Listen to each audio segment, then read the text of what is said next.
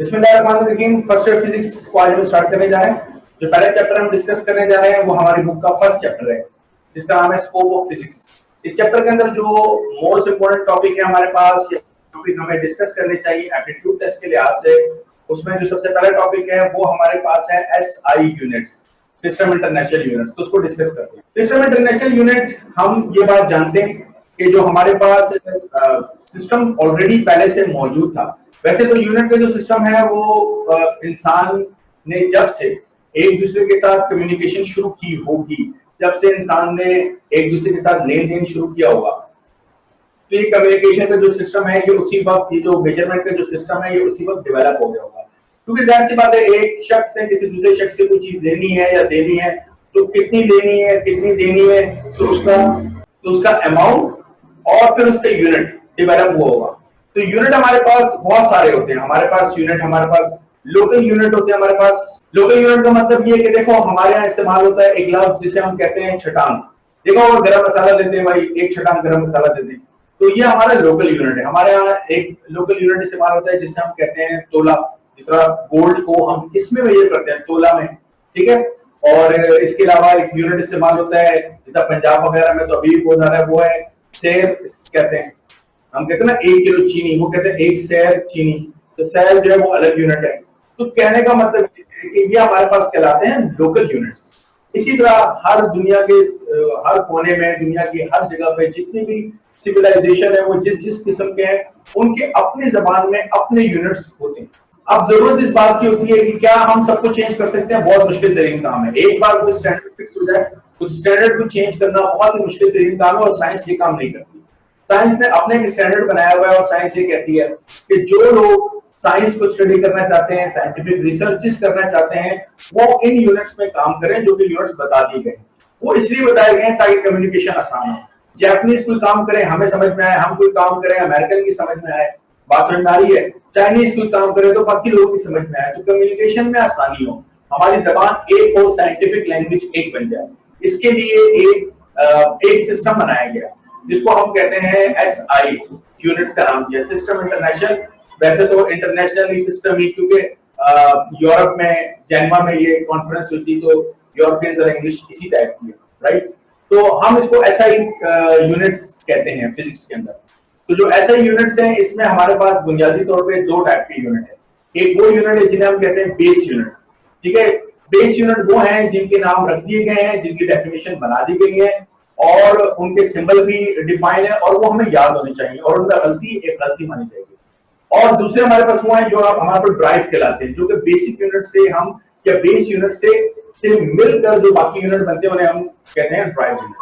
अब सिस्टम हमारे पास मिसाल के तौर पे एक CGS सिस्टम ऑलरेडी पहले से मौजूद था, जिसे हम कहते हैं CGS सिस्टम। तो इसमें CGS सिस्टम में C जो है ये हमारे पास सेंटीमीटर के लिए था, G हमारे पास ग्राम के लिए था, और S हमारे पास सेकंड के लिए था, राइट। तो ये आप देख सकते हैं कि लेंथ है, ये हमारे पास क्या है, मास है, और ये हमारे पास क्या है, टाइम। तो जो बेसिक क्वांटिटीज हैं वो CGS सिस्टम के अंदर वो कौन सी है, लेंथ, मास और टाइम है, राइट। इसी तरीके से जो ब्रिटिश लोग हैं उनका जो स्केल है वो हमारे पास था FPS, वो FPS हमारे पास कहलाता है। F हमारे पास है फुट, और P हमारे पास है पाउंड, और S हमारे पास है सेकेंड, ये हमारे पास सेकेंड के लिए। अब फुट जो है ये हमारे पास लेंथ है, और पाउंड जो है ये हमारे पास फोर्स है, और जो सेकंड है हमारे पास की टाइम है। तो उनका जो सिस्टम है वो लेंथ, फोर्स और टाइम के ऊपर बेस कर रहा है, जबकि जो CGS सिस्टम था वो लेंथ, मास और टाइम के ऊपर था। अब याद रखिएगा, पाउंड जो है वो बेसिकली फोर्स को मेजर करने के लिए इस्तेमाल किया था, पाउंड जो यूनिट है हमारे पास। और जो ब्रिटिश स्केल है उसके अंदर मास का जो यूनिट है वो स्लेज इस्तेमाल किया जाता है। ओके, क्या यूनिट इस्तेमाल किया था, स्लेज इस्तेमाल किया जाता है। इसके लिए मास के लिए स्लेज, और इसके लिए मास। ओके, मैं इनका कन्वर्जन बताता हूं आपको। याद रखिएगा, जो 1 हमारे पास स्लेज है वो इक्वल होता है 32.174 इसके पाउंड के, ठीक है। याद रखिए बात। तो जो स्लेज है हमारे पास वो किसके लिए इस्तेमाल किया था है, मास के लिए इस्तेमाल किया था है, और 1 स्लेज इतने पाउंड के हमारे पास इक्वल होता है। अगर हम इन टर्म ऑफ फोर्स मालूम करने चुके हैं, मास को जब हम g से मल्टीप्लाई करते हैं mg, that become weight is force, right. So जो ब्रिटिश सिस्टम है वो हमारे पास, जो ब्रिटिश सिस्टम है हमारे पास, वो बेसिकली लेंथ, फोर्स और टाइम के ऊपर बेस करता है। ये बातें अच्छी तरीके से याद रखनी है। सीजीएस सिस्टम लेंथ, मास और टाइम के ऊपर मेजर करता है। फिर हमारे पास जो ऑलरेडी वो सिस्टम था जिसे हमने कहा था एम के एस, तो एम हमारे पास क्या है, ये है मीटर, के हमारे पास है सिंबल लिख देता हूं किलोग्राम, और एस हमारे पास है सेकंड। ये हमारे पास जो एमकेएस सिस्टम है ये बिल्कुल एग्जैक्टली इसी तरीके से काम कर रहा है कि ये लेंथ, मास और टाइम के ऊपर क्या कर रहा है, बेस कर रहा है। कौन सा सिस्टम, एमकेएस सिस्टम। तो एमकेएस सिस्टम को तब्दील करके, ये मेरी बात सुनिएगा, एमकेएस सिस्टम को तब्दील करके हमने एसआई यूनिट्स बना लिए। वो किस तरह, वो इस तरह हमने बना लिए कि मिसाल के तौर पर आगे चलकर जब हम बात करते हैं किसकी, फोर्स की बात करते हैं, तो फोर्स का फॉर्मूला हम जानते हैं क्या होता है, एमए होता है। तो मास का जो यूनिट है वो हमारे पास है किलोग्राम, और एक्सेलरेशन का यूनिट है मीटर पर सेकंड स्क्वायर है। तो ये हमारे पास kilogram metre per second square किसके लिहाज से बन गया, इस सिस्टम के लिहाज से बन गया जिसको हम कह रहे हैं एमकेएस। लेकिन एसआई वालों ने इस पूरी चीज का नाम रख दिया न्यूटन। न्यूटन को ऑनर देने के लिए इसका नाम क्या रख दिया, न्यूटन रख दिया इस यूनिट का नाम। तो फोर्स का यूनिट क्या है, न्यूटन। ये तब्दीली बहुत सारी जगहों पर बहुत सारे साइंटिस्ट के नामों पे उनको ऑनर देने के लिए कर दी गई, और इसको हम कहते हैं, अब जो सिस्टम बन गया उसको हम कहते हैं एसआई सिस्टम। ओके, तो एसआई सिस्टम के अंदर दो टाइप के हमारे पास यूनिट है, एक बेस यूनिट है, दूसरा हमारे पास ड्राइव यूनिट है। सबसे पहले तो मैं बेस यूनिट देखूं। ओके जनाब, फिजिकल क्वांटिटी, उसके यूनिट और इसका सिंबल। पहली फिजिकल क्वांटिटी हमारे पास है, उसको मैं कह देता हूं टाइम। मैं अगर टाइम से स्टार्ट कर रहा हूं किसी वजह से, टाइम हमारे पास उसकी यूनिट का नाम है हमारे पास सेकंड, और इसका सिंबल है हमारे पास स्मॉल एस। एसईसी नहीं होगा, एसईसी स्टैंड करता है किसके लिए, सेकेंडरी के लिए। फिर हमारे पास है लेंथ, लेंथ यूनिट हमारे पास है मीटर, और इसका सिंबल है हमारे पास एम। उसके बाद हमारे पास मास, मास का यूनिट है हमारे पास किलोग्राम, स्मॉल के स्मॉल जी, किलोग्राम, राइट। हमारे पास है इलेक्ट्रिक करंट, एक करंट पानी के अंदर भी होता है, सी करंट होता है, एक करंट एयर के अंदर भी होता है। टेक्नोलॉजी इस्तेमाल की जाती है, हम यहाँ पे चार्जेस के फ्लो को, जिसको हम क्या कहते हैं, करंट कहते हैं, उसकी बात कर रहे हैं। तो इलेक्ट्रिक करंट हमारे पास, इसका यूनिट एम्पियर, और कैपिटल ए से रिप्रेजेंट करते हैं, ये नाम है इसलिए कैपिटल ए है। तो एएमपी मत लिखिएगा, ये एम्प्लीफिकेशन के लिए इस्तेमाल होता है। हमारे पास है ल्यूमिनस इंटेंसिटी, ल्यूमिनस चमकना, लाइट, लाइट इंटेंसिटी भी लोग कहते हैं। ल्यूमिनस इंटेंसिटी का यूनिट है हमारे पास Cadila, small C small D. तो जब लाइट जाती है तो हमने क्या बोलते हैं, क्या लिख रहा, कैंडिला। बच्चों को याद कराता हूं, कहते हैं ना कैंडिला, तो कैंडिला। अच्छा, उसके बाद हमारे पास है थर्मोडायनामिक टेम्परेचर, थर्मोडायनामिक टेम्परेचर, इसकी यूनिट का नाम है हमारे पास केल्विन और के। और अब आपको याद होगा मैंने एक चैप्टर हीट के अंदर भी इसके ऊपर बात की है, केल्विन के ऊपर। फिर हमारे पास है अमाउंट ऑफ सब्सटेंस,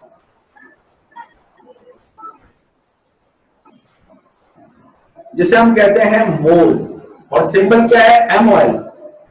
ये हमारे पास है एसआई बेस यूनिट, राइट।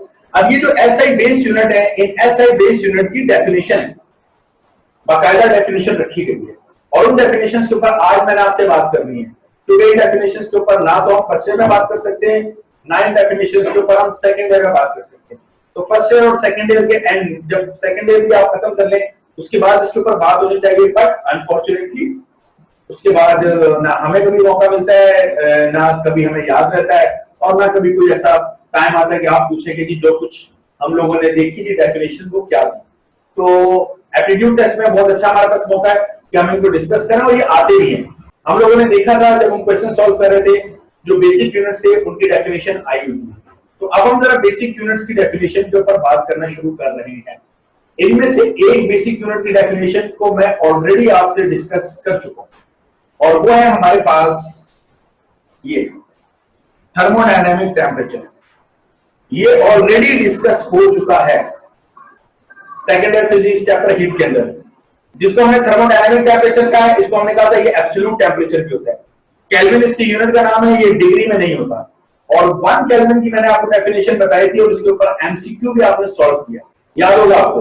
तो 1 केल्विन हमने क्या बताया था, हमने कहा था कि जो एब्सोल्यूट जीरो है यानी -273.16, तो 273.16 से जीरो टेम्परेचर। अब जीरो टेम्परेचर किसका था, ट्रिपल पॉइंट ऑफ वाटर था, अगर आपको याद हो 0 डिग्री सेल्सियस वो टेम्परेचर है, 0 degree Celsius which is the triple point of water.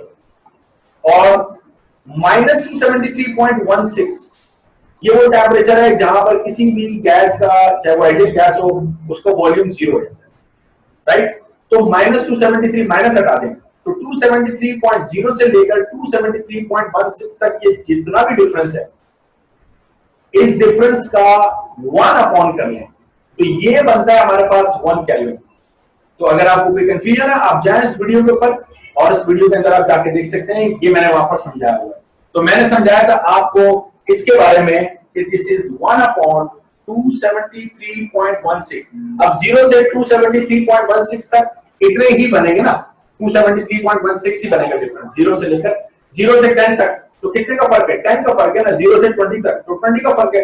तो 0 से 273.16 तक कितने का फर्क है, 273.16 तक, उसका 1 पार्ट, उसका 1 पार्ट हमारे पास क्या कहलाता है, 1 केल्विन कहलाता है।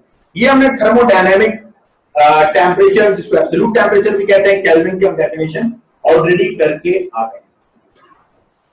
ये आसान किस्म की बातें आपके जहन में होगी। अब जरा इसके थोड़ा सा टेक्निकल एक्सपेक्ट के अंदर जाते हैं। सबसे पहले हम बात करते हैं टाइम की। वक्त क्या है, ये एक ऐसा सवाल है जो इंसान के जहन में, हर उस इंसान के जहन में जो कि नेचर के ऊपर गौर व फिक्र कर रहा था, जो कि नेचर के ऊपर सोच रहा था, उसके जहन में हमेशा आता है कि ये वक्त क्या है, क्या ये वक्त इसी तरीके से चलता रहता है, क्या ये वक्त स्लो डाउन भी हो सकता है, ये वक्त तेजी से भी गुजर सकता है, क्या ये वक्त रुक भी सकता है, ये तमाम सवाल हैं। और आप जानते हैं कि अब फिजिक्स के अंदर ये कोई फलसफियाना गुफ्तगू इस वक्त नहीं हो रही, ये बिल्कुल एक साइंटिफिक डिस्कशन है इस वक्त आप लोगों के साथ।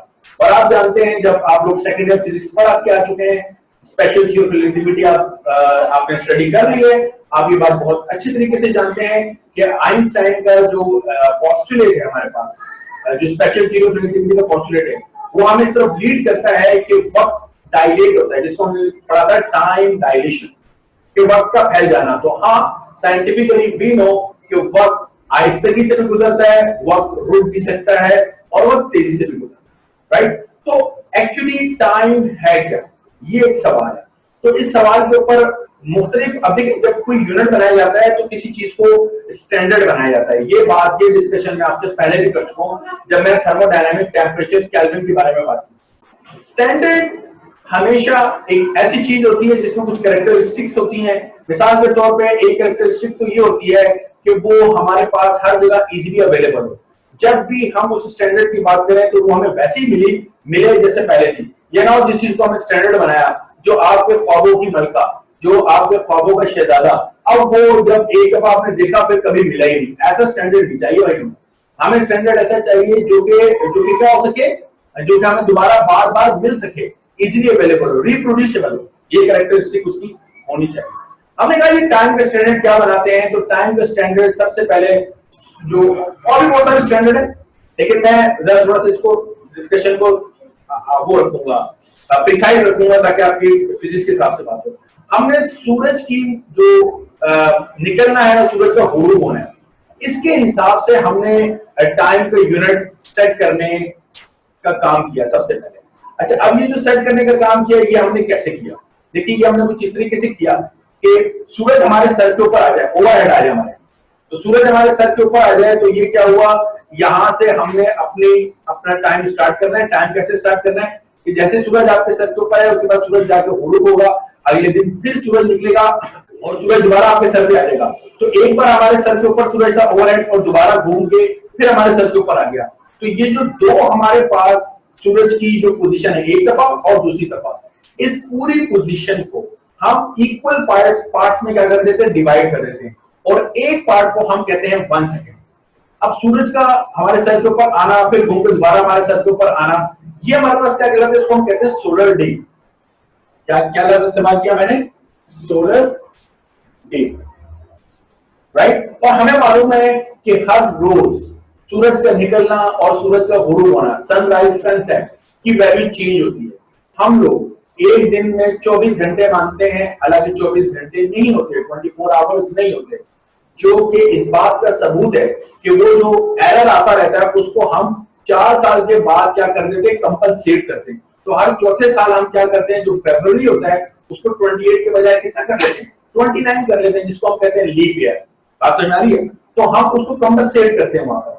तो बहरहाल हर रोज फर्क आता है, जमीन की रोटेशन जो है या जमीन का ये जो सूरज का निकलना वापस जाना है, ये चेंज होता है, इसमें वेरिएशन हमारे पास है। हमने बनाया मीन सोलर डे,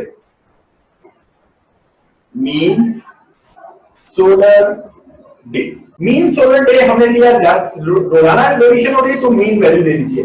ये कॉन्सेप्ट है हमारे पास, सेंट्रल टेंडेंसी, मीन या एवरेज जिसको कहते हैं। ये measure of central tendency statistics का टॉपिक है कि सेंट्रल वैल्यू से बाकी वैल्यूज कितनी ज्यादा डेविएट हो रही है। तो किसी एक दिन से बाकी दिनों में वेरिएशन कितनी है, उसके लिए हमने मीन सोलर डे का कॉन्सेप्ट लेकर आया। तो मीन सोलर डे, ये जो सूरज आ रहा है फिर अगले दिन दोबारा आया है, इसमें हमने मीन सोलर डे डिफाइन किया, यानी तमाम सोलर डे का एक मीन सोलर डे निकाल लिया। और मीन सोलर डे का हमने 1/60 मल्टीप्लाई बाय 1/60 मल्टीप्लाई बाय 1/24 को हमने 1 सेकेंड डिफाइन किया। This is known as 1 second. अब ये हमने कैसे डिफाइन किया, ये हमने ऐसे डिफाइन किया, इस सब चीजों को मल्टीप्लाई कर लीजिए तो ये एक वैल्यू बनती है, क्या बनेगी, 1/3600 मल्टीप्लाई बाय 24। तो ये हमारे पास है 1/86 एंड 400, राइट। तो इसको यानी दिस फ्रैक्शन ऑफ किसका, मीन सोलर डे, इसके ऊपर हमने डिफाइन किया किसको, टाइम, सेकंड को डिफाइन किया। लेकिन बहुत ज्यादा मालूम हो गया कि इसमें तो बोला रहा है एरर है, जमीन की जो अपने एक्सिस के ऊपर रोटेशन है उसकी वजह से दिन सूरज निकलता, सूरज जो निकलता हुआ नजर आता है, सूरज जो गुरूब होता हुआ नजर आता है, तो वो इस वजह से ना कि जमीन क्या कर रही है, रोटेट कर रही है। जमीन की एक मोशन तो सूरज के गिर्द है जिसकी वजह से हमारे साल के मौसम बनते हैं, और जमीन की एक मोशन अपने ही एक्सिस के गिर्द है जिसको स्पिन कहते हैं। कि स्पिन होती है और एक ऑर्बिटल मोशन होती है। ऑर्बिटल ये होती है कि किसी पॉइंट के अराउंड आप घूम रहे, this is known as orbital. और एक ये होता है कि अपने ही एक्सिस के ऊपर जमीन घूम रही होती है। बात समझ आ रही है? उसे हम कौन सी मोशन कहते हैं, स्पिन। तो ये जो रोजाना के हर रोज जो दिन चेंज होता है इसकी वजह जमीन का स्पिन है। तो जो मीन सोलर डे है ये जमीन की स्पिन के ऊपर बनाया गया है। तो जमीन की स्पिन जो है वो उसमें वेरिएशन है, यूनिफॉर्म नहीं। तो हम इस स्टैंडर्ड को हमने छोड़ा और उसके बाद हम चले गए एक दूसरे स्टैंडर्ड के ऊपर, जो स्टैंडर्ड हमारे पास बेस करता है किसके ऊपर, सीजियम एटम के ऊपर। सीजियम एटम के ऊपर इस तरीके से बेस करता है कि सीजियम एटम के अंदर एनर्जी लेवल है और उस एनर्जी लेवल के अंदर इलेक्ट्रॉन की ट्रांजिशन है, उसके ऊपर मैं बात करता हूँ। तो हमने बनाया सीजियम एटॉमिक क्लॉक। ये नाम आपको शायद सुना हुआ हो आप लोगों ने, अगर आप साइंस के स्टूडेंट हैं। Caesium atomic clock, caesium atomic clock की एक्यूरेसी अब आप देख लीजिए कितनी है। सीजियम एटॉमिक क्लॉक की एक्यूरेसी ये है कि तकरीबन 1 सेकंड का एरर आता है। 1 सेकंड का एरर कितने साल के बाद, 30,000 साल के बाद। This is the accuracy, 1 part in exponent 12। पहले भी मैं आपको बात समझा चुका हूं 1 पार्ट इन एक्सपोनेंट 12 का मतलब क्या होता है। सो this is the accuracy of this caesium atomic clock. और इसमें एरर जो हमारे पास आता है, एरर ऑफ लेस देन, पूरा 1 सेकंड का भी नहीं आता, less than 1 second in 30,000 years. 30,000 साल में तकरीबन 1 सेकंड से कुछ कम का फर्क आता है। अब आप देख रहे हैं कितनी ज्यादा प्रिसाइज है। अच्छा, हम इस पे नहीं रुके, हमारी डेफिनेशन भारत सीजियम के ऊपर है, बहुत एक्यूरेट डेफिनेशन है। इसके बाद हमारे पास हाइड्रोजन एटम के ऊपर भी डेफिनेशन है, और वो जो हाइड्रोजन एटम के ऊपर हमारी डेफिनेशन है वो तो इससे भी ज्यादा प्रिसाइज है। मतलब अगर ये 30,000 साल है तो वो 30 लाख साल के ऊपर है। राइट। लेकिन चूंकि वो हमारा टॉपिक नहीं है तो हम उसके ऊपर मूव नहीं करेंगे। वो हाइड्रोजन मेजर क्लॉक कहलाती है हमारे पास, हाइड्रोजन मेजर क्लॉक कहलाती है। अब हम उस पोजीशन पे हैं जिस पोजीशन में जाके हम डिफाइन करना चाहते हैं कि 1 सेकंड क्या होता है। मैंने सेकंड टाइम की पुरानी डेफिनेशन भी आपसे डिस्कस कर ली। अब मैं आपसे डिस्कस करने जा रहा हूं कौन सी डेफिनेशन जो कि इस वक्त हमारे कोर्स में मौजूद है और साइंटिफिकली भी इस वक्त चल रही है। अब आप बोलेंगे ये क्या बात है, कोर्स में मौजूद है साइंटिफिक के लिए भी चल रही है।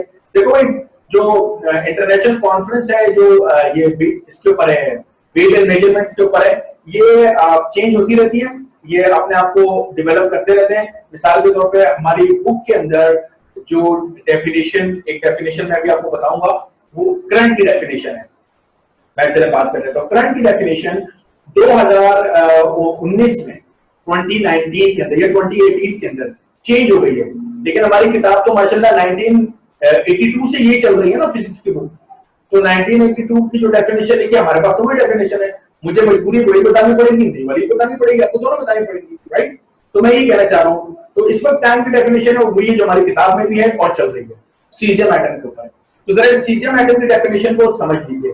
सीजियम एटम, ये जो CS से हम रिप्रेजेंट करते हैं सीजियम एटम, इसका जो एटॉमिक नंबर है वो हमारे पास कितना है, वो 55 है, सही है। जो Z है वो हमारे पास कितना है, वो 55 है। कौन से ग्रुप के अंदर है हमारे पास, ये फर्स्ट 1A ग्रुप जो पीरियोडिक टेबल में कहते हैं ना, फर्स्ट A ग्रुप, उसके अंदर है। और इसका जो पीरियड है हमारे पास, वो कौन सा पीरियड है, वो हमारे पास है 6। तो जो यहां पे लिख देता हूं, जो पीरियड है वो 6 है। सीजियम हमारे पास 6 पीरियड इसका 6 है। फर्स्ट ग्रुप के अंदर हमारे पास आता है 6 पीरियड का मतलब है इसमें शेल्स कितने हैं, 6 शेल है। ऐसे ही ना केमिस्ट्री में सीधी केमिस्ट्री है, जो पीरियड होता है उतने शेल्स होते हैं। जो ग्रुप होता है, फर्स्ट ग्रुप है ना, तो आखिरी शेल में उतने इलेक्ट्रॉन होते हैं। तो बताओ कितने शेल्स हैं इसके अंदर, 6 शेल है। और 6 शेल में से जो सबसे आखिरी शेल है उसमें कितना इलेक्ट्रॉन मौजूद है, 1 इलेक्ट्रॉन मौजूद है, राइट। अब हम इसको जरा बना लेते हैं, क्या है हमारे पास, ये मेरे पास न्यूक्लियस है और न्यूक्लियस के बाद 1 2 3 4 तमाम शेल है हमारे पास। तो मैंने सबसे आखिरी शेल बना दिया, राइट। ये हमने कौन सा शेल बना लिया, सबसे आखिरी शेल। तो KLMNOP, तो ये कौन सा शेल है, ये हमारे पास है P शेल, राइट, जो कि हमारे पास कौन सा है, 6 पे, 6 शेल है। और उसके अंदर हम लोगों ने आपको दिखाया कि जनाबे आदि ये रहा एक अदद इलेक्ट्रॉन, ये वो आखिरी एक इलेक्ट्रॉन यहां पर मौजूद है, ये हमारे पास न्यूक्लियस है। नाउ एक बात अच्छे तरीके से याद रखिएगा, हम ये पढ़ के आ चुके हैं कि जनाब हर शेल की एक एनर्जी होती है और वो फिक्स एनर्जी होती है। बोहर का मॉडल था, पर मैंने आपसे कहा था कि बोहर का मॉडल एक स्टेप था, सीढ़ी का एक स्टेप था, जिसके ऊपर कदम रख के हम अपने एटम के मॉडल को हमने मजीद रिफाइन किया। और मैंने आपसे कहा था कि हमारे पास सर्कुलर ऑर्बिट का कोई कॉन्सेप्ट अब नहीं है, हमारे पास स्फेरिकल्स होते हैं, स्पेस में चीजें डिफाइन है, राइट। एरिया पे डिफाइन नहीं है, स्पेस पे डिफाइन है। अब अगर ये बात ठीक है तो याद रखिएगा, ये जो हमारा न्यूक्लियस है जिसके अंदर हमारा पॉजिटिव प्रोटॉन मौजूद है, न्यूक्लियस स्पिन करता है, न्यूक्लियस क्या करता है, स्पिन करता है। और इलेक्ट्रॉन जो है वो चार्ज पार्टिकल है, वो भी घूम रहा है।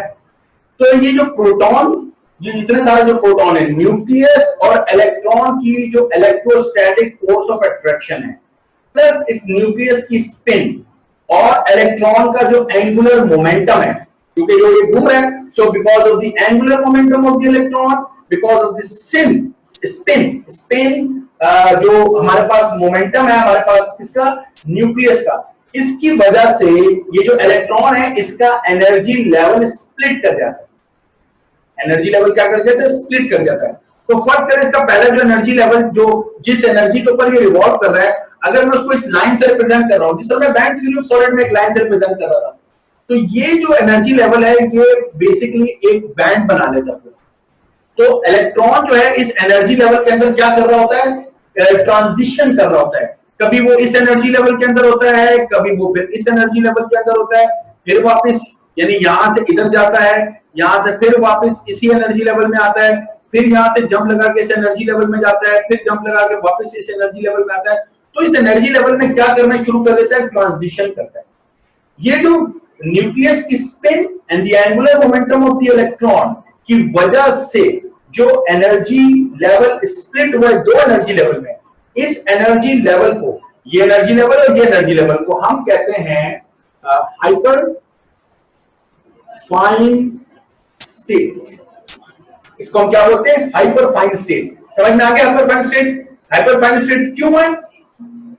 Spin off the nucleus, angular momentum of the electron की वजह से जो शेल की एनर्जी है वो स्प्लिट हो गई। एनर्जी एक फिक्स वैल्यू नहीं रही, बल्कि एनर्जी की एक और दो वैल्यू बन गई, जिन दो वैल्यू के दरमियान वो घूम सकता है। तो वो जो एनर्जी के लेवल्स जो बन गए उसे हम कह रहे हैं हाइपर फाइन स्टेट। ये बात भी क्लियर हो गई।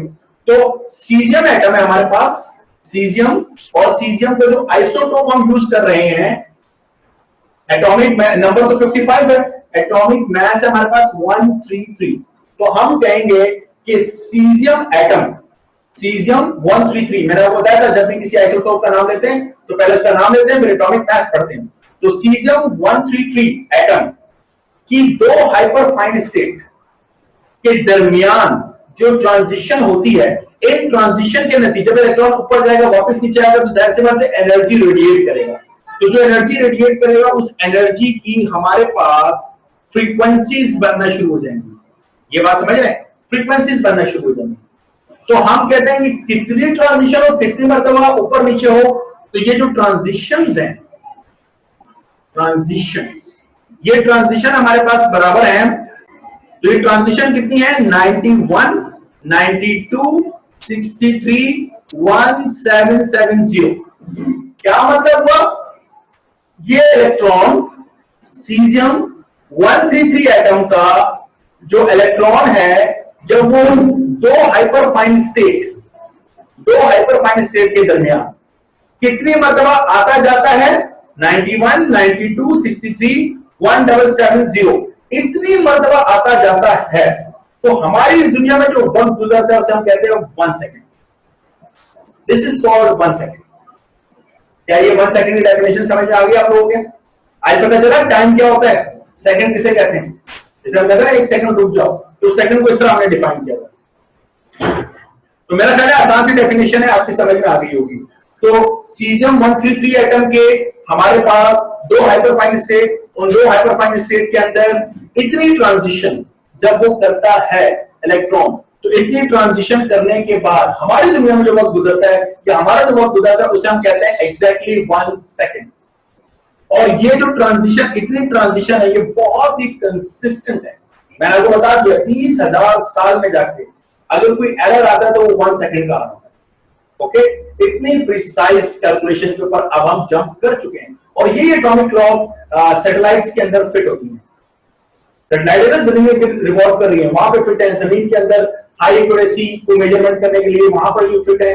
और टाइम की जो है, जो जीपीएस सिस्टम है उसमें 3 सैटेलाइट तो सिर्फ टाइम को क्या कर रही है? सिंक करने का काम कर रही है, टाइम को सिंक्रोनाइज कर रही है 3 सैटेलाइट। तो टाइम की कैलकुलेशन आपके हाथ से गई सब गया, इधर की चीज उधर पहुंची हुई होगी हमारे से। हमारी कैलकुलेशन बताएगी मशरिक में है, वो होगी मगरिब में। सो time is one of the most important characteristic for all the physical parameters by which we do the calculation, even if we want to calculate the position of an object on earth. So very precise measurement can be done by if you have the very accurate time measurement. Time measurement accurate नहीं है position में। So Bharat, ये सारी definition मैंने आज आपको बताई है किसकी? 1 second। अब देखो हमारी जो बुक है, बुक पेज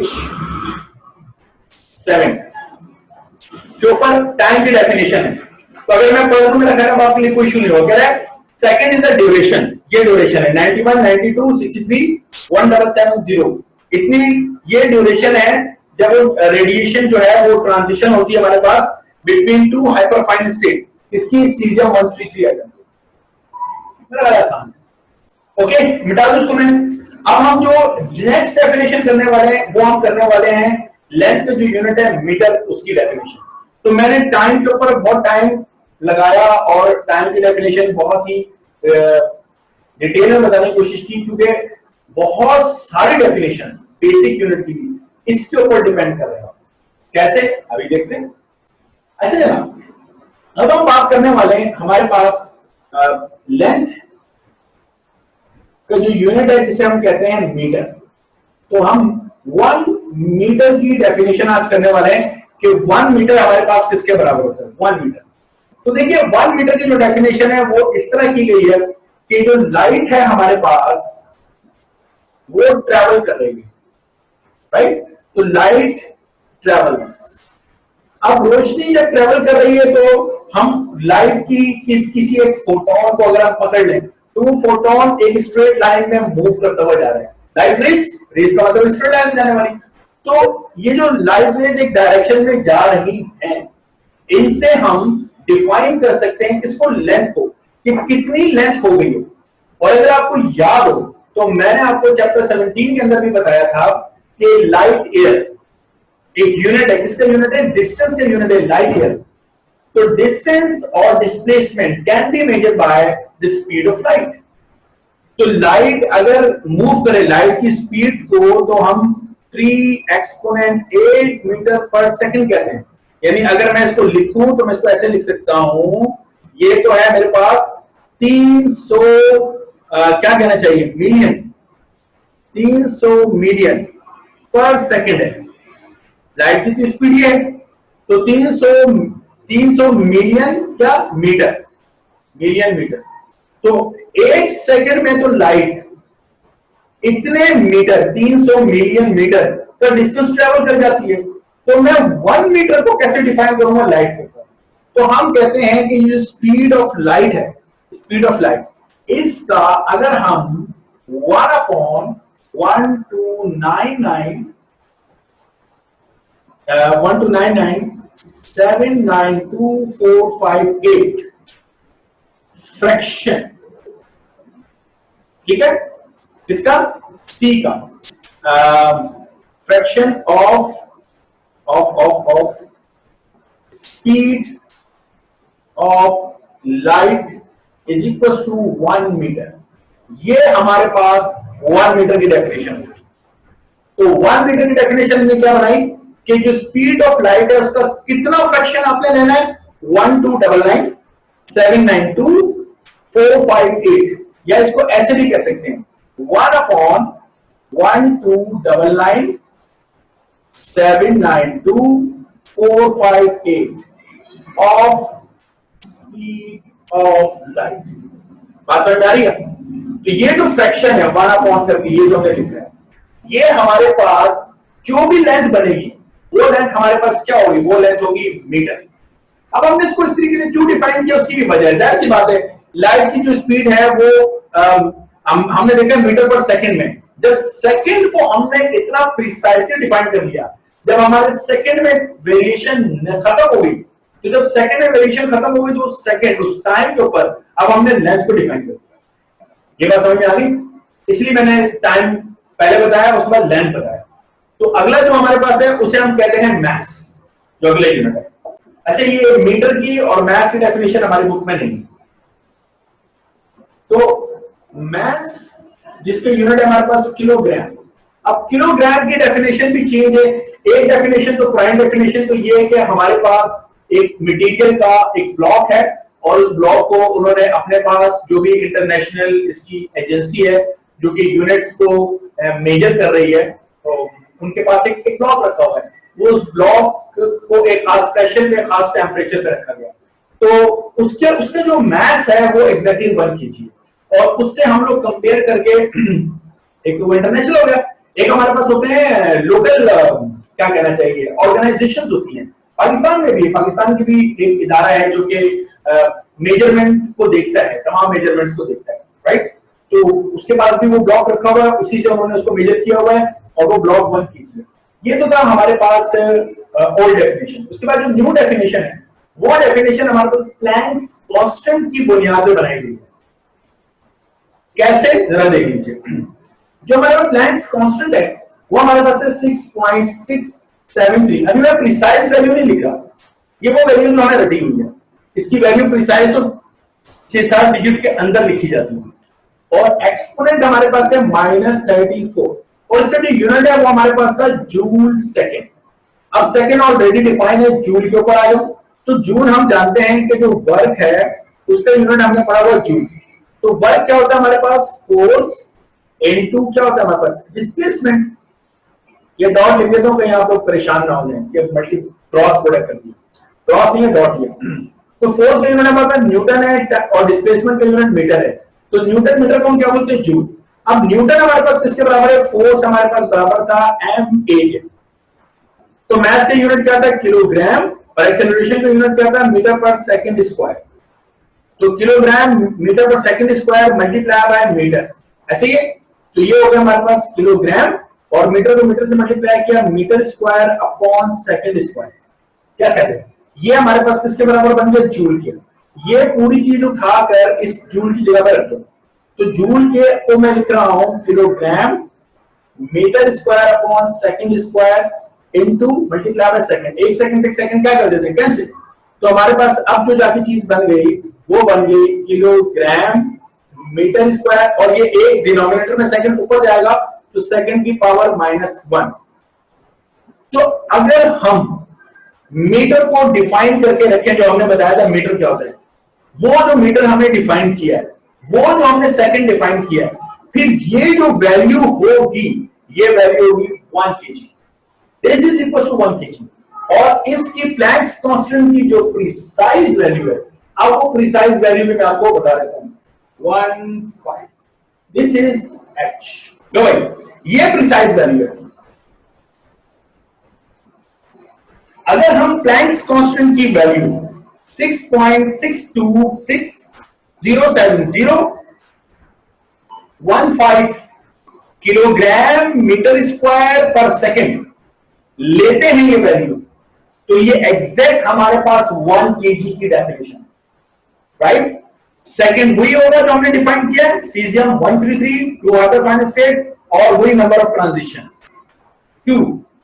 मीटर क्या हमारे पास कि 1 अपॉन वो जो हमने फ्रैक्शन डिफाइन किया, उस fraction multiply by the speed of light. फिर जो केजी है हमारे पास वो इस वैल्यू के बराबर है। तो दिस इज 1 kg।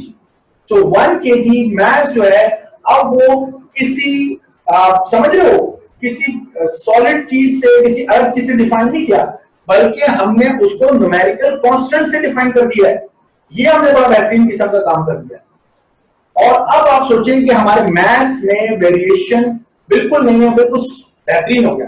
अच्छा, अब आप बोलेंगे हो सकता है कि आज आपके ज़हन में ना अजीबोगरीब किस्म का ख्यालात आ रहा है, बोलेंगे ये किस मुसीबत में डाल दिया। भाई मुसीबत में नहीं डाला। मुझे बताओ कि अगर तुम आइंस्टाइन की इस बात को मानते हो कि मानकर रुका हुआ है तो उसका एक मैथ्स है, और जब ये चलना शुरू करेगा, जैसे जैसे स्पीड बढ़ती रहेगी इसका मैथ्स बढ़ता रहेगा। तो अगर इसका मैथ्स बढ़ता रहेगा, भाई वो एक्स्ट्रा मैथ्स कहां से आ रहा है, मुझे बताओ ना, कहां से आ रहा है वो maths. How can you define maths? If you keep the definition of the mass, the amount of matter in the body is called mass, then you will be highly confused. How the mass is increases? If mass is the amount of matter, तो we have no answer कि वो the body is moving, तो वो mass कहां से लेकर आ रहा है? So we have to change the definition of the mass. So mass is not that जो हम समझते थे। तो आइंस्टाइन के बाद we have to change the definition of the mass. हमने mass की definition change की, और मैथ्स को इन टर्म ऑफ हमने इनर्शिया एक्सप्लेन किया। देखो ना कि जितना किसी बॉडी का मास ज्यादा होता है उतना इनर्शिया ज्यादा शो करता है। So it is more good to define the mass in term of the inertia, not in term of the amount of matter. So things are changing. याद रखिएगा, आप जब उस हायर लेवल पे जाते हैं तो जो आपके कॉन्सेप्ट बने हुए हैं वो आपको बहुत सारे सवालों के जवाब नहीं दे सकते। So you have to change the definition, more precise, more accurate definition. This is the definition. Okay. Now we move to the next definition. अब मैं आपको करंट की डेफिनेशन एक्सप्लेन करूंगा। करंट जिसका यूनिट हमारे पास है एम्पियर। सबसे पहले तो हम उसकी वो डेफिनेशन एक्सप्लेन कर लें जो कि अब स्टैंडर्ड डेफिनेशन है, पूरी दुनिया में इस्तेमाल की जा रही है, और वो डेफिनेशन ऑलरेडी हम लोग पढ़ चुके हैं। आज मैं आपको दोबारा बता देता हूं। हमने कुछ ऐसे डिफाइन किया था कि करंट हमारे पास क्या होता है, I is equals to Q upon T होता है। So this implies that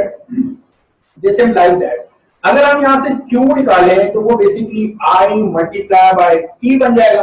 क्या करें, ये जो हमारे पास इक्वेशन थी, इस इक्वेशन से अब हम ऐसे डिफाइन करते हैं कि ये जो हमारे पास कूलम है, अगर 1 चार्ज का यूनिट क्या है हमारे पास, कूलम, तो 1 कूलम चार्ज किसी जगह से अगर 1 सेकंड में गुजर रहा है तो हमारे पास वहां करंट कितना होता है, 1 एम्पियर होता है। ये हमने डिफाइन किया था। अच्छा, अब सिर्फ इसमें एक चीज रहेगी और वो चीज रहेगी कूलम। तो आपको याद है कि जो 1 कूलम है वो हमारे पास कुछ नंबर ऑफ क्या थे, इलेक्ट्रॉन्स थे। याद है आपको ये बात? मैंने आपको ये कैलकुलेट करवाया था चैप्टर नंबर 13 में कि बताओ, और ये न्यूमेरिकल करवाया था, याद होगा आपको। मैंने आपको कहा था कि अगर 1 कूलम चार्ज है तो 1 कूलम चार्ज में नंबर ऑफ इलेक्ट्रॉन कितने होंगे, तो आपने Q को किससे डिवाइड किया था, 1.6 एक्सपोनेंट माइनस 19 से, ताकि नंबर ऑफ इलेक्ट्रॉन हम क्या कर सके, मालूम कर सके। ये है हमारे पास 6.242 एक्सपोनेंट 18। ठीक है, अब बात क्लियर हो गई। ये डिवाइड नहीं है सही, ये मैं बता रहा था कि इतने हैं इलेक्ट्रॉन। तो 1 कूलम का मतलब है इतने इलेक्ट्रॉन। तो अब हम कहेंगे कि अगर किसी क्रॉस सेक्शनल एरिया से, अगर मैंने जैसा कि अपना हाथ रख दिया इस हाथ के यहां से कौन पास हो रहा है, इलेक्ट्रॉन, तो इस जगह से कितने इलेक्ट्रॉन पास हो रहे हैं, हम कहते हैं 1 सेकंड में। अब 1 सेकंड वही 1 सेकंड होगा, याद रखिएगा, जो हमने ऑलरेडी डिफाइन कर दिया है, क्योंकि उस डेफिनेशन की बुनियाद पर सब चलेगा। तो उस 1 सेकंड की बुनियाद पर जो सीजियम 133 एटम्स हमने डिफाइन किया है, जब इतने इलेक्ट्रॉन किसी जगह से गुजर जाएं तो वहां जो करंट होता है वो हमारे पास कितना होता है, 1 एम्पियर। ठीक है, ये बात समझ में आ गई। ये वाला वो डेफिनेशन है जो इस वक्त चल रही है, तो इसको मुझे कह देना चाहिए दिस इज मॉडर्न डेफिनेशन, ये मॉडर्न है। अब जो हमारे पास पुरानी डेफिनेशन थी जो हमारी बुक में भी लिखी है, मैं वो भी समझा देता हूं आपको। देखिए मेरे पास 2 कंडक्टर है, ठीक है, ये मैं एरो नहीं बनाता, ये मेरे पास क्या है, 2 कंडक्टर्स हैं। अब इन 2 कंडक्टर में से करंट फ्लो कर रहा है। अच्छा, इन 2 कंडक्टर का जो हमारे पास क्रॉस सेक्शनल एरिया है वो तकरीबन कितना है, 0, यानी बिल्कुल नहीं, हमने इसकी क्रॉस सेक्शनल एरिया को लिए नहीं है। इनकी जो लेंथ है हमारे पास वो कितनी है, हमारे पास इनफिनिट है। तो अगर हम 2 कंडक्टर ले लें जिनकी लेंथ इनफिनिट हो, क्रॉस सेक्शनल एरिया बिल्कुल ना हो, तकरीबन 0 हो, और उन 2 कंडक्टर में से हम करंट फ्लो करवाएं, तो याद है हमने बात की थी चैप्टर 14 के अंदर, करंट फ्लो करता है, मैग्नेटिक फील्ड डेवलप होती है, 2 तारे जिनमें से करंट फ्लो कर रहा है वो 2 तारे या तो अट्रैक्ट करती है या रिपेल करती है। तो अगर इनमें से सेम डायरेक्शन में करंट फ्लो करेगा, एक डायरेक्शन में होगा, तो क्या करेंगी बताओ मुझे, लाइट करंट अट्रैक्ट्स। याद है, लाइट चार्जेस रिपेल होता है लेकिन लाइट करंट क्या था, अट्रैक्ट। और अगर इनमें से ऑपोजिट डायरेक्शन में करंट फ्लो कराऊंगा तो ये क्या करेंगे, एक दूसरे को रिपेल करेंगे। अट्रैक्शन या रिपल्जन मेरा मतलब नहीं है इसका, मुझे सिर्फ इस बात से मतलब है कि अट्रैक्शन या रिपल्जन को अगर मैं कोई और नाम देना चाहूं तो वो दूसरा नाम हो सकता है फोर्स। सो अगर 2 conductor cross section area 0, length infinite, current flow करवाया जाए तो वो एक दूसरे पे फोर्स लगाएंगे। अगर वो एक दूसरे पे जो फोर्स लगा रहे हैं उस फोर्स की वैल्यू 2 एक्सपोनेंट माइनस 7 न्यूटन पर मीटर हो, तो इन तारों में से जो करंट फ्लो कर रहा होगा वो कितना होगा, 1 एम्पियर। यदि करंट जाएगा तो फोर्स लगेगी ना, अट्रैक्शन या रिपल्जन जो भी है। तो आपने देखा हमने एम्पियर कैसे डिफाइन किया, 2 conductor, cross section area 0, infinite length में से करंट फ्लो कर रहा है, और वो करंट के फ्लो करने की वजह से अगर वो दूसरे पे फोर्स कितनी लगा रही है, 2 एक्सपोनेंट माइनस 7 न्यूटन पर मीटर, तो उन 2 तारों में से जो फ्लो करने वाला जो करंट है वो हमारे पास कितना होगा, 1 ampere. This is the definition of 1 ampere. पता ना सर, ल्यूमिनस इंटेंसिटी। तो अब ल्यूमिनस इंटेंसिटी की डेफिनेशन भी आपको कर देंगे, ल्यूमिनस इंटेंसिटी है क्या, तो जिसके यूनिट हमारे पास क्या है, कैंडेला। अब जरा देखो कैंडेला कैसे डेफिनेशन हम कर रहे हैं। ब्लैक बॉडी रेडिएशंस मैं आपको पढ़ा चुका हूं, राइट, और ब्लैक बॉडी रेडिएशन के अंदर वो जो कर्व बनते हैं उन कर्व के अंडर का एरिया मैंने आपसे कहा था किसके बराबर है, E के बराबर है, emitted radiation per unit area पर सेकंड। सो हम क्या कर रहे हैं, बिल्कुल उसी तरीके से डिफाइन कर रहे हैं जैसा मैंने ब्लैक बॉडी में किया था, और यहां पर भी ऐसे कर रहा हूं। सपोज ये मेरा जो व्हाइट बोर्ड है ये ब्लैक बॉडी है, इस ब्लैक बॉडी में मैं एक एरिया डिफाइन कर रहा हूं, और वो जो एरिया है वो क्या है, 1/600,000 मीटर स्क्वायर है। तो ब्लैक बॉडी का मैंने ये एरिया ले लिया, एक ब्लैक बॉडी का, ठीक है। इस ब्लैक बॉडी का जो एरिया है इस पे इस वक्त जो प्रेशर है वो 1 atm है, जो 101325 मेरा ख्याल अगर मैं गलती नहीं कर रहा 101,325, यस 325, 325 तो न्यूटन पर मीटर स्क्वायर एग्जैक्टली। तो एरिया इतना हो, प्रेशर कितना है हमारे पास 101,325 न्यूटन पर मीटर स्क्वायर, जिसको 1 एटीएम कहते हैं। एक्चुअली प्रिसाइसली 1 एटीएम इसके बराबर नहीं होता, इसलिए मैं प्रेशर को 1 एटीएम के बजाय सिंपल प्रेशर को इसी जबान में लिख रहा हूं, न्यूटन पर मीटर स्क्वायर। अच्छा, फिर दूसरी बात यह है कि एक तो ये हो गया, दूसरा इसका टेम्परेचर कितना है। टेम्परेचर, इसका जो टेम्परेचर है वो है फ्रीजिंग पॉइंट ऑफ मटेरियल है प्लैटिनम। प्लैटिनम जो है हमारे पास, उसका जो भी फ्रीजिंग पॉइंट है, ये अच्छी तरीके से रखिएगा, फ्रीजिंग प्लैटिनम मटेरियल का फ्रीजिंग पॉइंट का जो भी टेम्परेचर है वो टेम्परेचर है इसका। एरिया कितना है, इतना है, प्रेशर कितना है, ये है। तो इससे जो भी रेडिएशन इमिट हो रही है वो हमारे पास 1 कैंडेला होगी। This is for 1 candela emitted radiation per unit area पर सेकेंड। इसकी हम बात ऑलरेडी आपसे कर चुके हैं। सो किसी ब्लैक बॉडी का 1/600,000 metre square area at a pressure of 101,325 newton पर metre square at a temperature of freezing point of platinum, the emitted radiation has a value of 1 candela. That intensity is equal to 1 candela. So ये 600,000 ये याद रखना है। ये कल जब हम क्वेश्चन कर रहे थे आपने देखा था कि उस क्वेश्चन के नीचे कैंडेला वाला लिखा होगा, तो कैंडेला के लिए एरिया ये याद रखना है, प्रेशर ये याद रखना है, फ्रीजिंग पॉइंट ऑफ प्लैटिनम ये याद रखना है। डेफिनेशन में जो चीजें मैं अलग अलग करके लिख रहा हूँ वो इसलिए लिख रहा हूँ कि अब आपको ये याद करनी है, ये एमसीक्यू में पूछा है आपसे, तो अगर ये आपको नहीं पता होंगी तो वहां पर आप जवाब नहीं दे सकते। ठीक है, तो वो क्वेश्चन मैं आपको दिखा दूंगा, ये सारा कंप्लीट होगा। So this is known as intensity candela. इसके बाद अगली जो चीज है हमारे पास उसे हम कहते हैं अमाउंट ऑफ सब्सटेंस, मोल। अच्छा, मोल को हम कैसे डिफाइन करते हैं? हम जो एटम ले रहे हैं वो ले रहे हैं कार्बन 12। अब कार्बन 12 का ये जो एटॉमिक मास है इसको अगर हम ग्राम में एक्सप्रेस करें तो ये हमारे पास बनता है 12 ग्राम, और अगर हम इसको किलोग्राम में एक्सप्रेस करें तो ये बनता है 0.012 kg। क्या करें, ऐसे बनेगा। तो मैं कहूंगा 0.012 kg of carbon 12 atoms. 0.012 kg अगर मैं कार्बन 12 0.012 kg में लेता हूं, किसके? कार्बन 12 के लेता हूं, ऐसे कहते हैं। ठीक है, 12 ग्राम इतना किलोग्राम बनता है, तो मैं कार्बन 12 के अगर इतना केजी लेता हूं तो उसमें जो पार्टिकल होंगे वो 1 मोल के हैं। This is the definition. So 1 mole हमारे पास क्या हुआ? 1 मोल हमारे पास हुआ कि number of elementary entities, elementary entities से इलेक्ट्रॉन कह रहे हैं या प्रोटॉन कह रहे हैं, तो जो एलिमेंट्री एंटिटीज है, number of elementary entities equal to 0.012 kg of carbon 12 atom. This is called 1 mole. मेरा ख्याल आसान डेफिनेशन है, समझ में आ गई होगी।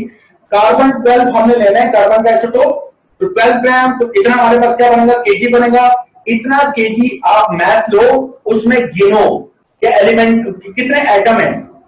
0.012 kg में कितने एटम है, तो कितने एटम होंगे वो जो है नंबर ऑफ एलिमेंट्री क्वांटिटीज जो होंगे हमारे पास इसके अंदर, वो हमारे पास 1 मोल है, जो कि हमारे पास क्या कहलाता है? एवोगैड्रोस नंबर कहलाता है, याद है? और वो किसके बराबर है? 6.023 10⁻23 के। सो this is the definition of mole, amount of substance. यहां जाके हमारे जो बेस यूनिट है वो सारे हो गए कंप्लीट। ये थे बेस यूनिट, ये थी वो डेफिनेशन जो कि हमें आपको मैट्रिक में बताना चाहिए था जब हमने बेस यूनिट बताया, फर्स्ट यूनिट बताना चाहिए था, लेकिन अब आपकी समझ में आया क्यों नहीं बता पाए कि बहुत सारी चीजें ऐसी हैं जो कि जो हमें मालूम नहीं है, जो हमें पता ही नहीं है, तो हम आपको जब बताएंगे तो आप कहेंगे न जाने की क्या गुफ्तगू हो रही है। आज आपकी समझ में आ गई कि असल बात क्या है। तो बेस यूनिट की डेफिनेशन होती है, बेस यूनिट के नाम, उनकी डेफिनेशन बहुत सोच समझ के रखी गई है। अब ये बात समझ में आ गया? अब अगर ये बात समझ में आ गई तो इनकी बुनियाद पर अब हम ड्राइव यूनिट डिफाइन करते हैं। ड्राइव यूनिट अब फिजिक्स में जितने भी यूनिट हम पढ़ेंगे इन 7 के अलावा क्या कहलाते हैं? Drive unit. दो यूनिट हमारे पास और हैं जो कि बेस यूनिट के साथ शामिल कर दिए गए, हटा भी दिए हैं, लेकिन उनको हम कहते हैं सप्लीमेंट्री फिजिकल क्वांटिटीज। अभी जो सप्लीमेंट्री फिजिकल क्वांटिटीज हैं ये भी जरा समझना है हमें। देखिए हमारे पास दो टाइप के जो सप्लीमेंट्री फिजिकल क्वांटिटीज हैं, सप्लीमेंट्री फिजिकल क्वांटिटीज, वो दो हैं। एक तो हमारे पास है एंगल इन प्लेन और दूसरा कहलाता है angle in solid plane. Angle in plane हमारे पास जो है वो हम मेजर करते हैं किसमें, रेडियन में, ठीक है, आर। और एंगल इन सॉलिड प्लेन हम मेजर करते हैं स्टीरेडियन में, स्टीरेडियन में। तो इसको मैं एस आर कहते हैं। ये सिंपल में देख लेता हूं। अब मैं जो आपसे बात करने जा रहा हूं वो क्या है। अब रेडियन हम तो जानते हैं कि एंगल इन प्लेन का मतलब है एरिया एंगल आ रही है, एंगल आ रही है, तो ये एंगल है हमारे पास थीटा, जो कि एंगल हम किसमें मेजर कर रहे हैं, रेडियन में। ये रेडियन एक्चुअली एंगल नहीं, मिसाल के तौर पे अगर मैं यहां से एक लाइन ड्रॉ करता हूं और मैं कहता हूं साइन थीटा, तो वो परपेंडिकुलर फ्रॉम हाइपोटेन्यूज है। ये भी लेंथ है, ये भी लेंथ है, लेंथ से लेंथ कैंसिल, तो angle has no unit, angle का कोई यूनिट नहीं है। ये मेरी बात समझ आ रही है। इसी वजह से हमने कहा सप्लीमेंट्री फिजिकल क्वांटिटी। तो जो रेडियन है हमारे पास, ये प्लेन में बनने वाला एंगल है। तो ये स्टीरेडियन क्या है, स्टीरेडियन में आपको ऐसे समझाता हूं। मिसाल के तौर पे मैं ऐसे कहता हूं कि मैं देख रहा हूं उससे देख रहा हूं, क्या कहना चाहिए, टेलीस्कोप से देख रहा हूं, ठीक है, एक टेलीस्कोप से देख रहा हूं, या मैं कुछ तस्वीर इस तरीके से बनाना चाह रहा हूं कि मेरे पास एक कोन है, ठीक है, कोन है, और यहाँ छोटा सा सुराख है सिर्फ जिसमें से मैं देख रहा हूं। तो अगर मैं इसमें से देखूंगा तो ये आप एक पूरा एक सॉलिड प्लेन बना रहे हैं, पूरा सॉलिड प्लेन है। तो इससे जो मैं देख रहा हूं इस तरीके से, ये जो पूरा एंगल बनता है इसे हम कहते हैं स्टीरेडियन। ये बात स्टीरेडियन कहलाता है। समझ में आ रही बात की। तो मेरी आई जो एंगल बना रही है वो प्लेन वाला नहीं बना रही, वो स्टीरेडियन बना रही है। लाइट इमिटिंग डायोड को आता है, डायोड में से जो लाइट निकल रही है वो एंगल स्टीरेडियन में बना रही है। हम जो हमारे इंसानों के आप देखते हैं, जो डॉक्टर लोग पढ़ते भी हैं, वो स्टीरेडियन में, इंटेंसिटी स्टीरेडियन के अंदर है। तो सॉलिड हमारे पास angle in the solid plane है, और ये चीज बेसिकली डेफिनेशन यूज होती है कैंडिला के अंदर। लेकिन कैंडिला की डेफिनेशन के अंदर हमारे पास, मैं उस लेवल पे गया नहीं हूं, लेकिन इसको भी बाहर इंक्लूड कर लिया गया है। ये बात अच्छी तरीके से याद रखिएगा, ठीक है। तो यहां जाके मैं ये सप्लीमेंट्री फिजिकल क्वांटिटीज भी मैंने आपको समझा दी हैं। ये सप्लीमेंट्री फिजिकल क्वांटिटीज हमारे पास क्या होती हैं। अब ड्राइव यूनिट, बाकी सारे यूनिट ड्राइव यूनिट है, पढ़ते रहेंगे, आगे चलते रहेंगे। हर यूनिट इनके अलावा, साथ के अलावा वो क्या होगा हमारे पास, ड्राइव यूनिट होगा। ये दो सप्लीमेंट्री, ओके। अच्छा, ये क्वेश्चन है, देखो जरा, देखो, candela is the luminous intensity in the perpendicular direction of the surface. Perpendicular का लफ्ज मैंने इस्तेमाल किया था। Perpendicular direction of surface is dash square metre of the black body at the temperature of freezing platinum under the pressure of this. अच्छा, तो हमारे पास जो एरिया है वो हमारे पास कितना है, 1/600,000। देख रहे हैं, ये मैं आपसे कह रहा था कि ये वो चीज है जो कि इस्तेमाल हो रही है आपके एमसीक्यूज के अंदर, ये डेफिनेशंस। तो इस तरह और भी डेफिनेशंस है जो कि मुझे वक्तन फवक्तन नजर आई थी। केल्विन आप लोगों ने ऑलरेडी देखी हुई है। तो नाउ आई बिलीव कि आप लोग इसको समझ गए, कर सकते हैं। इन डेफिनेशंस की बुनियाद पर जो बाकी चीजें अब वो आपके पीस ऑफ केक होनी चाहिए, राइट। तो इसमें थर्मोडायनामिक टेम्परेचर है, कैंडेला इस्तेमाल होता है, एम्पियर आ सकता है इसके अंदर, ये तमाम। पहले मैं इंट्रोडक्शन दे दूं आज की क्लास का कि आज हम क्या करने जा रहे हैं। आज हम करने जा रहे हैं, सबसे पहले फर्स्ट चैप्टर के अंदर डायमेंशन वाली बात है। तो डायमेंशन ऑलरेडी मेरा ख्याल है आप लोगों की बड़ी प्रैक्टिस होती है, फर्स्ट ईयर में भी आप लोगों ने की होती है, फर्स्ट ईयर में भी आप लोगों ने डायमेंशन का टॉपिक किया होता है। मैं डायमेंशन में थोड़ी सी बात और आपको बता देना चाहता हूँ, और वो थोड़ी सी बात ये है, मिसाल के तौर पे कि अगर हमारे पास स्पेसिफिक हीट कैपेसिटी की बात करते हैं, ठीक है, तो स्पेसिफिक हीट कैपेसिटी जो है उसका जो यूनिट है हमारे पास जूल्स पर केजी पर केल्विन है। तो जूल्स की डायमेंशन तो आप निकाल लेंगे, केजी मैस है उसकी डायमेंशन भी लिख लेंगे, लेकिन केल्विन की डायमेंशन क्या लिखेंगे। इसी तरीके से अगर मैं capital R universal gas constant उसका यूनिट आपसे बताऊं तो वो होता है जूल्स पर मोल पर केल्विन। अब जूल की डायमेंशन तो आप कैलकुलेट कर लेंगे, लेकिन मोल और केल्विन की डायमेंशन क्या लिखेंगे, ये वो टॉपिक है जिसकी वजह से मैं इसको आप बता देना चाहता हूँ। छोटी सी बात है, जल्दी से इसको क्विकली कर लेते हैं, उसके बाद फिर आगे बात करें। डायमेंशनल सिस्टम के बारे में भी बिल्कुल उसी ही तरीके से बात है जिस तरीके से मैंने कल यूनिट के बारे में बात की थी। कि हमारे पास जो हम डायमेंशनल सिस्टम यूज कर रहे हैं वो हमारे पास है MLT। इसी तरीके से एक डायमेंशनल सिस्टम होता है वो FLT भी होता है, लेकिन चूंकि हम प्रिसाइज हैं, हमारे जो कोर्स से रिलेटेड है वो MLT है, तो हम MLT डायमेंशन की ही आपसे बात करने जा रहे हैं। ओके, ये हम सिस्टम यूज कर रहे हैं MLT। M हमारे पास जो है वो स्टैंड करता है किसके लिए? मैस के लिए। तो मैस कहीं पर लिखा हो या मैस का यूनिट किलोग्राम लिखा हो, वहां हम क्या प्लेस करेंगे? M। इसी तरीके से लेंथ या लेंथ का यूनिट मीटर, जहां पर लिखा होगा वहां हम क्या प्लेस करेंगे? L। और इसी तरीके से जहां कहीं टाइम या टाइम का यूनिट सेकंड हमारे पास लिखा होगा, वहां हम क्या लिखेंगे? कैपिटल T लिखेंगे। ये बात याद रखिएगा। अब इसमें जो ट्रिकी चीज है हमारे पास वो ये लेंथ है। तो लेंथ हमारे पास यूनिट मीटर से इसको पकड़ लीजिएगा।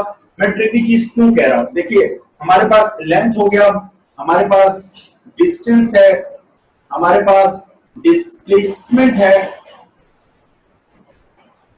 ठीक है, हमारे पास हाइट है, हमारे पास डेप्थ है, हमारे पास रेडियस है, हमारे पास डायमीटर है, हमारे पास सर्कमफेरेंस है, हमारे पास वेवलेंथ है। ये तमाम जो है आप देख सकते हैं कि किस तरीके से नाम चेंज होते जा रहे हैं, लेकिन इन सब के जो यूनिट है वो हमारे पास क्या है? मीटर है। तो ज्यादा मुनासिब ये है कि हम मीटर डायमेंशन से इसको पकड़ लें। डायमेंशनल एनालिसिस क्या है और डायमेंशनल एनालिसिस हमें क्यों चाहिए होता है, इसके ऊपर तफसीली बात हो सकती है, लेकिन एलकेट की क्लास में कोई जरूरत नहीं है। हमें डायमेंशन कैलकुलेट करने आने चाहिए। हम इससे इक्वेशन की जो वेरिफिकेशन है उसका काम भी लेते हैं। इससे हम अननोन कांस्टेंट्स की वैल्यू को मालूम करने का भी काम लेते हैं, राइट? तो हमने इस तरीके से लिखना है। अब इसमें चंद बातें और नोट कर लीजिए। ये तो हमारे पास हो गए वो 3 बेस यूनिट जो कि हमने कल पढ़े हुए हैं। अब अगर इसके अलावा जितने भी बेस यूनिट है अगर वो आ जाए, मिसाल के तौर पे जिस तरीके से मैं अभी आपसे कह रहा था कि अगर हमारे पास यूनिवर्सल गैस कांस्टेंट का यूनिट जो कि हमारे पास है जूल्स पर मोल पर केल्विन, तो जूल की डायमेंशन तो चलो हम कैलकुलेट कर लेंगे, लेकिन मोल और केल्विन जो कि बेस यूनिट है इनकी डायमेंशन कैसे कैलकुलेट करें? तो याद रखिएगा बेस यूनिट की डायमेंशन वही होगी जो उनके सिंबल है, उन्हीं को हम यूज करते हैं। मिसाल के तौर पे जहां कहीं हमारे पास मोल होगा वहां हम क्या यूज करेंगे? MOL। जहां हमारे पास यूनिट केल्विन आ रहा होगा वहां क्या यूज करेंगे? K। जहां हमारे पास करंट आ रहा होगा या करंट का यूनिट हमारे पास क्या होता है? एम्पियर, तो वहां हम क्या यूज करेंगे? A यूज करेंगे। ये बात समझ में आ रही है? इसी तरीके से अगर हमारे पास कैंडल है तो हम क्या यूज करेंगे? CD। मेरा ख्याल है बात समझ में आ गई होगी। तो ये जो 3 तो ये हैं जो हैं, लेकिन इन 3 के अलावा ये जो बाकी हैं इनके ये जो सिंबल हैं इनको यूज किया जाएगा, राइट? तो अभी हम क्या कर लेते हैं, मिसाल के तौर पे मैं जानता हूं डायमेंशन। अगर मैं डायमेंशन किसकी कैलकुलेट कर रहा हूं? फोर्स। तो फोर्स हमारे पास फॉर्मूला होता है MA। तो M हमारे पास क्या है? मैस है। ये M मीटर नहीं है प्लीज, इसमें मैंने फॉर्मूला लिखा हुआ है। तो फॉर्मूला लिखा है तो M मैस है। तो मैस का यूनिट क्या होता है? एक्सेलरेशन हमारे पास, इसके यूनिट हमारे पास होता है मीटर पर सेकंड स्क्वायर। और इसी सारी चीज को हम क्या बोलते हैं? न्यूटन कहते हैं, राइट? ये मैंने बताया था एम के सिस्टम में ये था हमारे पास, और SI सिस्टम के अंदर हमने इस पूरे का नाम न्यूटन रख दिया। अब मुझे बताइए किलोग्राम हमारे पास जहां पे होगा वहां हम क्या लिखेंगे? M। तो हमने लिखा M, सही है। मीटर जहां पर हमारे पास होगा वहां हम क्या लिखेंगे? L। और ये जो नीचे सेकंड स्क्वायर है जब ऊपर जाएगा तो सेकंड के लिए जहां कहीं सेकंड है T लिखेंगे, तो पावर -2 जाएगी तो -2। तो ये आपने किसकी डायमेंशन कैलकुलेट कर ली? फोर्स की, MLT -2। इसी तरीके से अगर मैं वर्क की डायमेंशन कैलकुलेट करता हूं तो वर्क हमारे पास क्या होता है? फोर्स इनटू डिस्प्लेसमेंट होता है। ऐसे ही हमारे पास तो जो फोर्स है उसकी डायमेंशन मैं ऑलरेडी कैलकुलेट कर चुका हूं, वो क्या है? MLT -2 और मल्टीप्लाई बाय ये मेरे पास क्या है? Force into displacement. अब डिस्प्लेसमेंट की डायमेंशन क्या है? डिस्प्लेसमेंट का यूनिट क्या है? मीटर। तो ये क्या लिखा जाएगा? L। तो अब हमारे पास डायमेंशन कैलकुलेट होकर आ गई ML स्क्वायर T -2। मुझे एक बात बताइएगा, वर्क जो है, वर्क का यूनिट क्या है? जूल। तो ये डायमेंशन किसकी? जूल की भी है। ये बात समझ में आ रही है? अब वर्क एनर्जी भी होता है, तो एनर्जी जो है उसका यूनिट भी जूल है, वर्क का यूनिट भी जूल है। तो अगर मैं कहूं कि एनर्जी की डायमेंशन क्या होगी, यही डायमेंशन होगी ml²T-2। अगर मैं आपसे कहूं काइनेटिक एनर्जी की डायमेंशन बताएं, अगर मैं आपसे कहूं कि काइनेटिक एनर्जी की डायमेंशन बताएं, तो काइनेटिक एनर्जी किसमें होती है, जूल, यही डायमेंशन होगी। अगर मैं आपसे कहूं पोटेंशियल एनर्जी की डायमेंशन बताएं, यही होगी। आप चाहें तो पोटेंशियल एनर्जी का फॉर्मूला mgh से, जो ग्रेविटेशनल पोटेंशियल एनर्जी है mgh, उससे आप उसको कैलकुलेट कर ले, यही आंसर है। काइनेटिक एनर्जी का जो फॉर्मूला है हाफ mv², उसको आप, उससे आप हाफ का नंबर होता है, नंबर तो लिखते नहीं, m और v² से आप डायमेंशन कैलकुलेट कर ले, यही आंसर आएगा। ये मेरी बात समझ आ रही है? सो डायमेंशनल चीजें एक जैसी हैं, ये भी बात समझने वाली है, इसको ध्यान में रखिएगा। इसी तरीके से जैसा मैंने फोर्स बताया, अब वेट, बॉडी का जो वेट होता है, वेट क्या होता है, वेट इज अ फोर्स। तो मैं कहूंगा अगर वेट की डायमेंशन बताएं तो यही होगा, न्यूटन की डायमेंशन बताएं तो यही होगा। ये मेरी बात समझ में आ रही है? तो मिलते जुलते ही होते हैं। इसी तरह जिस तरह मैंने एक्सेलरेशन को मैंने लिखा एल, एक्सेलरेशन का जो यूनिट है वो m metre per second square लिखा, और इसकी डायमेंशन क्या बनी, LT-2। तो ये जो एक्सेलरेशन है ये तो बहुत सारी है, मिसाल के तौर पर इंस्टेंटेनियस एक्सेलरेशन, यही डायमेंशन होगी LT-2। एक्सेलरेशन एक और चीज होती है जिसे हम कहते हैं gravitational acceleration, acceleration due to gravity, small g जिसको हम लिखते हैं, उसकी डायमेंशन भी LT-2 होगी। तो ये सारे जो डायमेंशन है एक जैसे, इनको याद रखने की जरूरत है। अब अगर मैं कहूं कि जनाब अली हमें डायमेंशन बताइए, यूनिवर्सल गैस कांस्टेंट 8.314 जूल पर मोल पर केल्विन। अब इसकी डायमेंशन अगर हमें बतानी है तो मुझे बताइए, जूल, वर्क का यूनिट जूल होता है, तो जूल की डायमेंशन क्या हमारे पास, ml²T-2 अपॉन मोल का मोल ही डायमेंशन होगी और केल्विन की केल्विन ही डायमेंशन होगी। तो मेरा आंसर अब निकल के आ जाएगा ml²T-2 MOL इनवर्स और K inverse. This is the dimension of universal gas constant. ये मेरी बात समझ में आ गई? आसान है, कोई इशू तो नहीं इसके अंदर। इसी तरीके से अगर मैं कहता हूं करंट, मिसाल के तौर पर जो कूलम है, यानी current I is equal to मेरे पास क्या है, Q अपॉन T है। तो दिस इंप्लाइज दैट Q मेरे पास क्या हो जाएगा, I मल्टीप्लाई बाय T। अब Q जो है इसका जो यूनिट है हमारे पास वो क्या है, वो है कूलम, ये बात हम जानते हैं। तो कूलम की डायमेंशन क्या होगी हमारे पास, तो देखिए करंट बेसिक यूनिट है, बेस यूनिट है, उसकी डायमेंशन क्या होगी, यही होगी A, और टाइम का क्या होगा T, तो AT। तो AT is the dimension of coulomb, ये कूलम की डायमेंशन है। तो मेरा ख्याल है ये चंद बातें थी जो मैं आपसे करना चाह रहा था। बाकी डायमेंशंस तो आपको कैलकुलेट करनी आती हैं, आप मुझे चैट में लिख के बता दीजिए अगर किसी का कोई इशू है। हम तो डायमेंशन जब लिखेंगे तो डायमेंशन, सेकंड की डायमेंशन क्या लिखेंगे, T नहीं लिखेंगे। देखो मैंने कहा है कि मीटर की डायमेंशन L, मास की डायमेंशन M और लेंथ की डायमेंशन L लिखेंगे। इसके अलावा जो बाकी हमारे पास बेस यूनिट है उनके यूनिट के सिंबल ही डायमेंशनल के तौर पे यूज किए जाएंगे, ये समझाना चाह रहा था। तो सेकंड को तो T लिखो ना, सेकंड को क्यों तुम कैरी गैस लिखो, मैं तो कूलम का बता रहा हूं। जब करंट होगा तो करंट का यूनिट है एम्पियर, ये बेस यूनिट है, प्लीज बी केयरफुल। इस बेस यूनिट को आप डिवाइड नहीं कर सकते मजीद किसी यूनिट में। आप ऐसे नहीं कह सकते कि जी कूलम पर सेकंड, एम्पियर बराबर होता है कूलम पर सेकंड के, हम डिवाइड करते हैं टू द बेस यूनिट। अब आप बेस यूनिट को ड्राइव यूनिट में डिवाइड करने लग गई हो। नो नो नो, ड्राइव को बेस पे लेके जाना है, बेस को ड्राइव पे नहीं लेके जाना कि करंट एम्पियर, चूंकि एम्पियर है Q अपॉन T, कूलम पर सेकंड, तो कूलम का C और टाइम का सेकंड का S। No, absolutely wrong. Dimension के बारे में इतनी बातें काफी हैं, ठीक है। डायमेंशन याद रखिएगा कि जो डायमेंशन है वो लीनियर मोमेंटम, एंगुलर मोमेंटम, ऐसी चीजें हैं जिनकी डायमेंशन आपको याद होनी चाहिए।